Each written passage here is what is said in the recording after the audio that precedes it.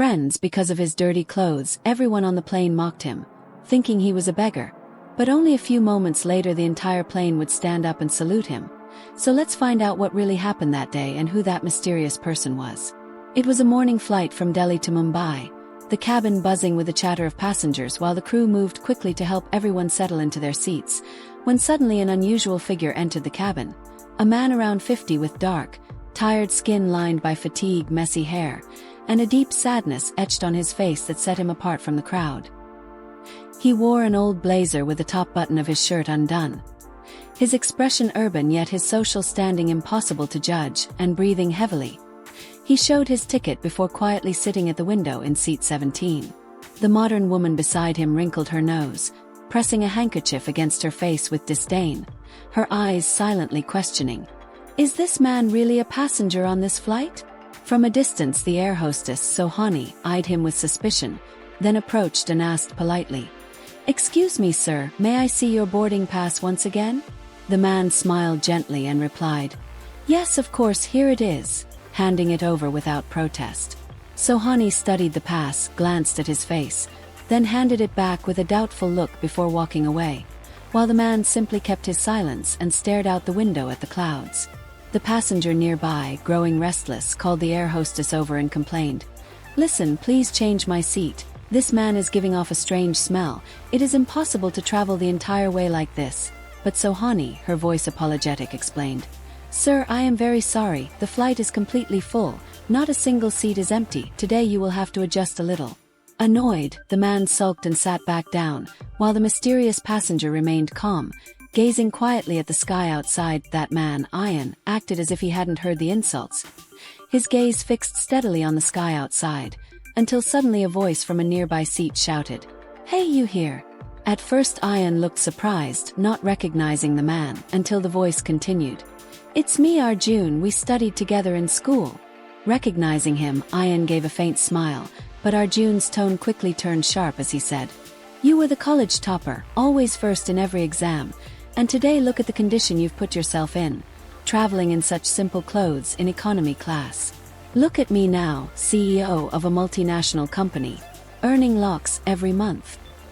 His words carried more pride than friendship, but Ayan replied calmly, "It's a long story, Arjun, maybe someday I'll tell you when the time is right."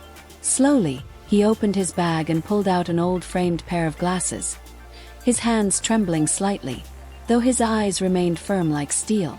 At that moment the plane shook, light turbulence sending a ripple of panic through the cabin, and the passengers stiffened in fear as the air hostess, Sohani, announced over the intercom, "Respected passengers, please remain seated and fasten your seatbelts, we are experiencing light turbulence."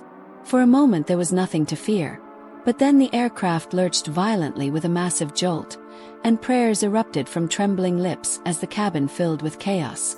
The door burst open and Sohani came running out, her face pale, lips trembling as she cried out, "Please, is there any doctor among you?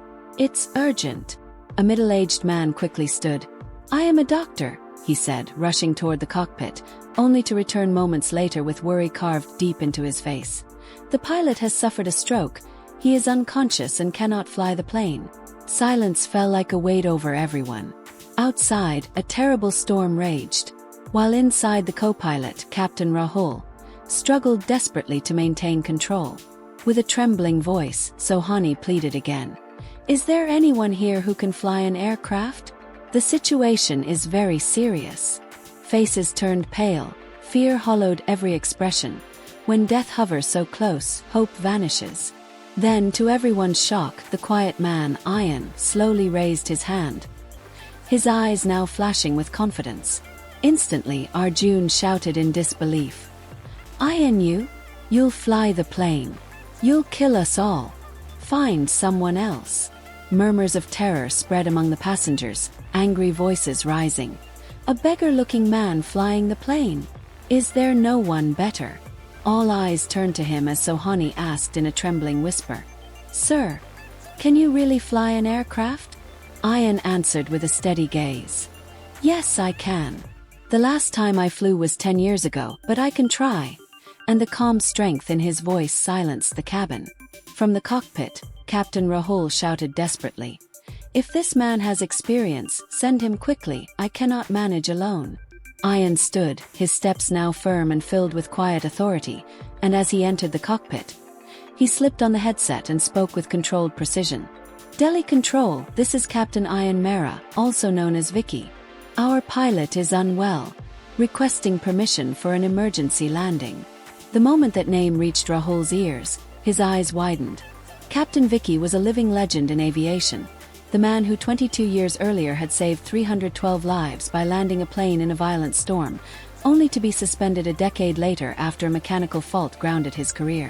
As whispers spread through the cabin, shame burned across the faces of those who had mocked him. The woman with the handkerchief lowered her head, and even Arjun sat pale and humbled. Outside, the storm raged, but inside the cockpit, Ian's hands moved with flawless confidence, every instruction precise, every maneuver perfect, until the plane kissed the runway so smoothly that passengers barely felt the landing, as if guided by magic. A wave of relief swept through the cabin, and when Ian emerged from the cockpit, his face carried the calm dignity of a man who had nothing to prove. Passengers who had seen him as a beggar now bowed their heads in guilt, while Arjun rushed forward, trembling. "Brother, you really are Vicky. Even today you are the topper. I have lost to you." Ian smiled faintly and replied, "It's not about winning or losing, Arjun. I had only lost my confidence, and today I have gained it back." Then an airline officer stepped forward, bowing with respect. "Sir, we tracked your performance live.